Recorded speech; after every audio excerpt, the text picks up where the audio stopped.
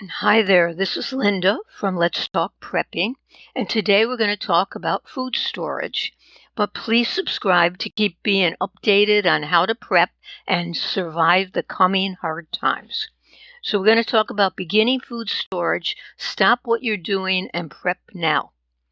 When it comes to stockpiling, think in terms of threes. 3 days, 3 weeks, 3 months, 3 years. That's how you should start stockpiling your food. The emergency food stockpile that's going to last you for 3 days should be done as soon as possible. Without it, you're not going to last long should something happen. After 3 days, of course, you're going to go for 3 weeks, then 3 months, and maybe even 3 years. But the idea is to start now. You want to get some foods that take up little space, especially if you're in an apartment or you don't have enough room, and have a long shelf life so you don't have to rotate them as often. I'm going to be showing you a list of what foods you can get started with as I'm speaking. I won't read the whole list, but you can watch it on the screen.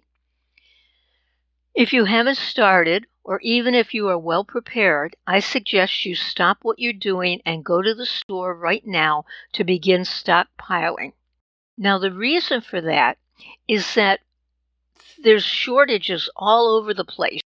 If you look online at YouTube and watch the other prepping channels, you're going to see they're showing shelf after shelf that are empty. So get started right now while there is still some food. So here's the list of some foods to stockpile. They'll be scrolling by as we talk.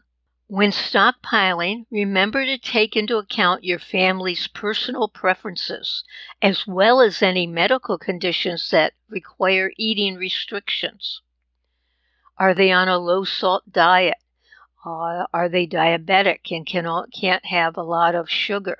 Think about it and figure out how you're going to stockpile those foods. Now, to start with, to reach your goal of having 3 months of stored food, buy more of what you eat. So for the first 3 months storage, you're going to buy more of what you're eating now. Then you're going to diversify a little bit. So whatever you bought for your 1 week or 3 weeks storage, you should now just get more of it. That's all you have to do. Next, you need to diversify a little bit. You can't eat beans and rice 3 times a day for months on end. You'll get sick of it, and you probably won't even have enough calories to sustain yourself. So what you want to do is vary your storage. You want to get some different ingredients, such as herbs, that will allow you to cook the beans and rice a little differently. Canned meat. You can always add a little bit of canned meat to your rice or to your potatoes. And that's the other thing, you might want to get some instant mashed potatoes.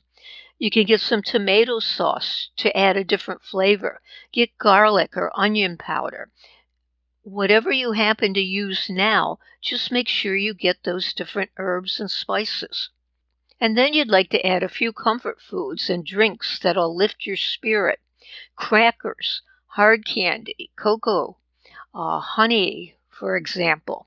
So please get started stocking up now. Please subscribe, like the video, and comment.